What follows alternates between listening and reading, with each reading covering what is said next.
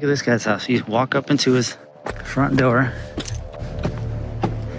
you ring the doorbell, and you used to be able to walk right in.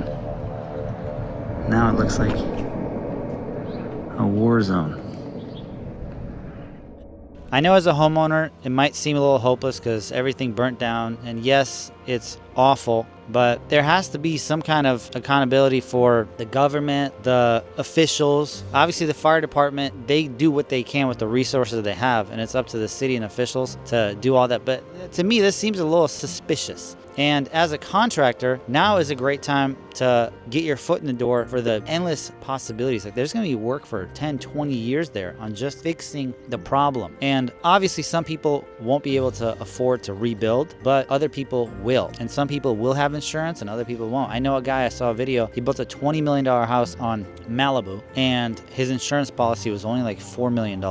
Which is crazy to me. He just lost $16 million like that. But someone that has that amount of money to build a house, they definitely have more money. So yes, it's horrible, but obviously every single crisis has an opportunity for you as a contractor to go help people rebuild because someone's gonna do it. Might as well be you. And I bet you if they don't build these railways over the Pacific Palisades and all that stuff, there's gonna be a ton of opportunity if homes are actually allowed to go up. Because looking at what happened in Hawaii, there's only a few houses being constructed right now, which is crazy to me. Most of the locals aren't able to afford to rebuild. So I don't know what's gonna happen, but there's opportunity and you better have boots on the ground and ready to pull the trigger on getting deals through the door. Aside from all the rebuilding opportunities for maintenance of your properties as a homeowner or contractor, there's a ton of things you can do. Cleaning out dead brush. Obviously, this tree right here, it should have a trim. This one for sure definitely needs a trim. There's a lot of things that were left unmaintained, dead bushes here and there, and all it takes is for one ember to come hit and then the tree's dry.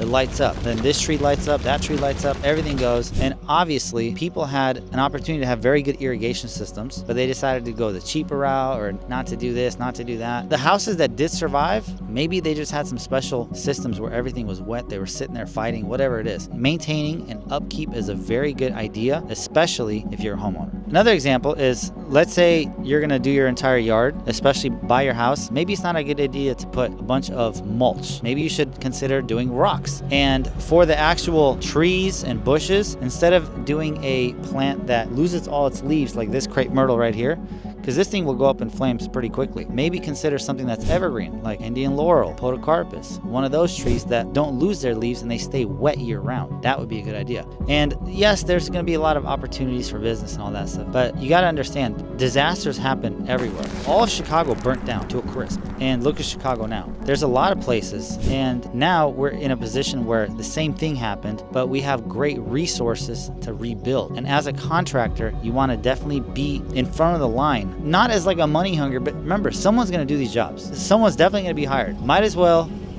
be you. But don't take my word for it. Let's talk to a professional about fire prevention. Now, we really tried to get an in-person firefighter to do the interview, but headquarters said, no, we need a media pass. Who are you guys? You have a YouTube channel. Oh, what's that? So I reached out to followers on my Instagram, and one of the guys, he's a firefighter, he reached out to me and he said, I'll jump on a phone call with you. I'm like, cool, let's do it. So we're about to do that right now. Hey, Sean. Yeah. Hey, my name is Tigran. Yeah. How you doing? Good. Reason why I wanted to ask you, because you're a firefighter. Correct. I went to the Pacific Palisades and I viewed everything. Like, what could they have done to prevent the fire from happening? That's a good question, right? You know, in my opinion, I don't think anyone's going to stop that fire, right? So you've got 60 to 80 mile per hour winds. You've had 9 months of lack of rain in the valley there, right? And no amount of firefighting force is going to stop that. You've seen that the house-to-house burns are all from embers getting up in the attic space in those little vent holes and just torching the entire neighborhood. It doesn't seem like there's any one pinpoint that would say that this could have been prevented, right? I mean, obviously our building materials don't help, right? We build out of wood, right? And concrete and brick are definitely more hardy materials. So I have a landscape company, and I was wondering, is there a way a homeowner should design their property to help them prevent their house getting burnt down by installing the right plants? Defensible space is the one thing we talk about a lot with building construction. And CAL FIRE, they recommend like a 50 to 100 foot defensible space around your your property, right? And that you've even seen now the move to non-combustible fences and things like that that are touching the house. So any sort of defensive space that you can create is always a benefit, right? I do believe the more drought-resistant plants are better for fire prevention because they don't dry out as much, right? So it's those light, flashy fuels that cause problems. Like if you have grasses or shrubs or bushes, especially up against the house, the moment they catch fire, if those embers become airborne or are able to touch the windows or the structure, that can be more dangerous. So you can definitely assist your home defenses by putting drought-resistant and flame-retardant materials around your house. From a landscape standpoint, there probably are different plants and different types of designs that can make it tolerant of fire. It's going to be a long and arduous process for many of those homeowners, unfortunately. You can imagine the way that our systems are set up, we're just kind of stretched pretty thin just during normal operations, right? The moment you throw in a large-scale emergency, we're immediately taxed, and we rely on that mutual aid system that you saw, where fire engines from Gilroy and San Francisco and Oregon, were responding down to the Los Angeles basin to provide support because there's just not enough everyday equipment. You have to rely on that mutual aid system. Again, 60 to 80 mile per hour winds when you've got embers thrown everywhere. I don't know how anybody could have stopped that with 1,000 fire engines standing by. What are the biggest mistakes that people can make with their properties that could lead to fires? Just having basics like smoke detectors and fire extinguishers, using good fire safety methods within the home, right? Making sure that you have good spark arresters on your chimneys, right? Making sure that your barbecues are pulled away from the structure so if something does happen, you don't have to transfer those flames into the structure itself. From an emergency standpoint, making sure you have good numbers on your address and on the curb so firefighters can quickly find your location. All of those things are very basic issues that homeowners can do. Most people would be well encouraged to harden their attic space with updated venting procedures, right? Getting new attic vents, making sure that the vents you have are firebrand resistant, as well as the vents on your subfloor. If you have air vents into the subterranean area of your home, those are things that every individual can do right now to harden their home to prevent house-to-house spread of a fire, even if it's just a basic fire where your neighbor's house catches on fire. Those firebrands, if you can prevent them getting into your structure, you can make all the difference in the world. That's one thing that everybody can do that would provide significant protection for them. And I think we'll see a lot of those changes in the near future with our fire and building codes. Cool. Thank you so much. I appreciate it. My pleasure. Talk to you later. Have a good one. Bye. A lot of good information, and especially from a firefighter standpoint. Obviously, these wooden fences are no good. Artificial turf, I gotta look if it's combustible or not. I would think so. It's made out of plastic, unless they put some kind of special chemical on there, but let's find out. Is artificial turf combustible? No, artificial turf is not flammable, but it can melt when exposed to extreme heat. Huh, that's very interesting.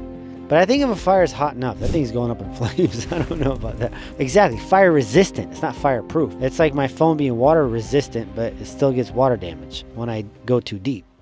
Okay, I came to the Pacific Palisades to see what the damage is.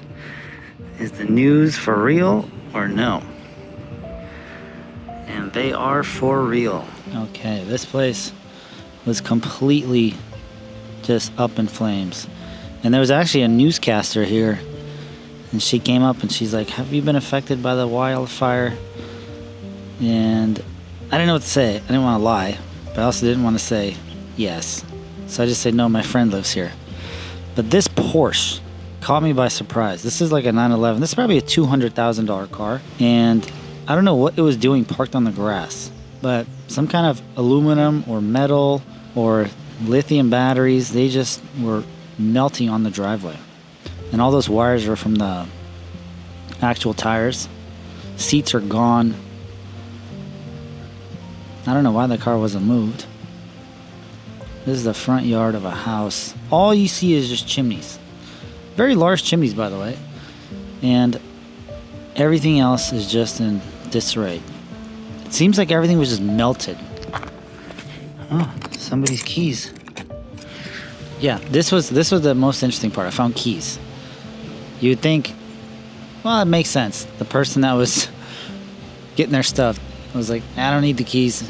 House is probably not going to be here. Very sad. Very sad. That house almost made it right there, but it didn't.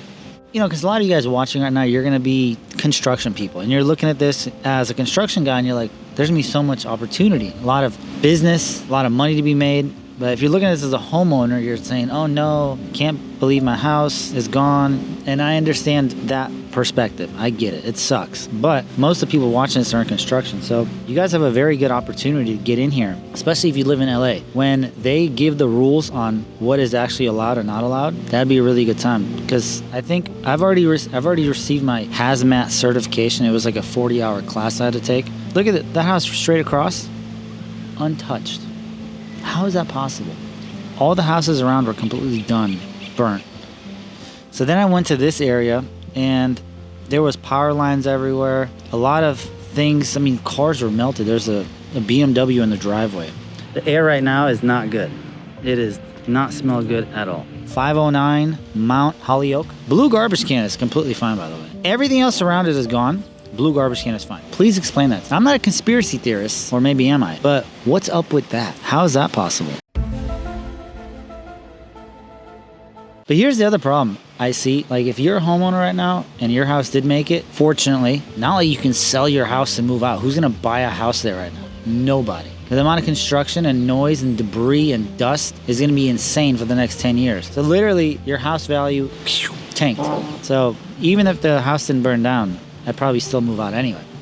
This was a metal structure, completely gone. And I got out to see what it would be like to walk up to your house. This was a Tesla, completely torched. Walking up the stairs, and then you see this.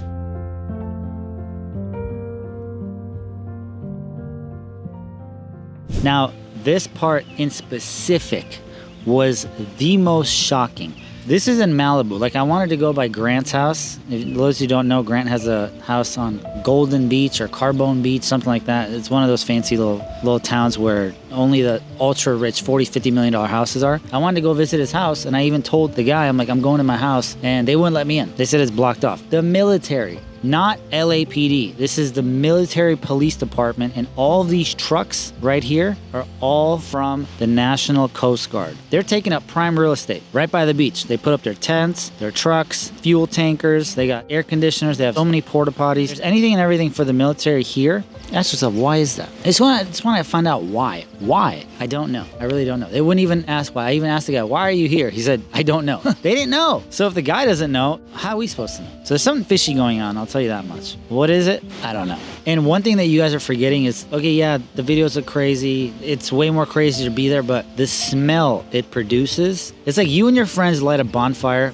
that's in a massive 20-foot fire, and all you guys decide to start throwing computers and like hair dryers and microwaves and plastic and hair and carpet. Like, it was bad. Really bad. Really, really bad. And a lot of the wood from these houses are built from the 1940s, 1930s, 1950s, and a lot of it contains asbestos, paint, wood, stucco. There's so many surfaces that contain other chemicals that are just not supposed to be burnt. They're supposed to be taken down and put in the landfill, not supposed to be torched. And the air was very heavy and smoky. And I was here. Yes, I know a lot of you are going to say, oh, why aren't you wearing a mask? I didn't think about it. I really didn't think about it. I was like, oh, I'm just going to go down there and check it out. I forgot about the mask. So next time I go there, for sure I'm going to wear a mask. But it made you feel a different type of way. Very heavy air. Very thick. Cloudy.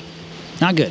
And yes, it is a very bad situation. Not ideal to be in. But out of every darkness comes light. And right now, there was a lot of light. Everyone's enjoying life in California, living the Cali dream. And then darkness via fire. And now darkness has already taken place. Now there has to be light. So things like this happen. Now I just got to look into why it happened. But more importantly, what can we do to just get past it?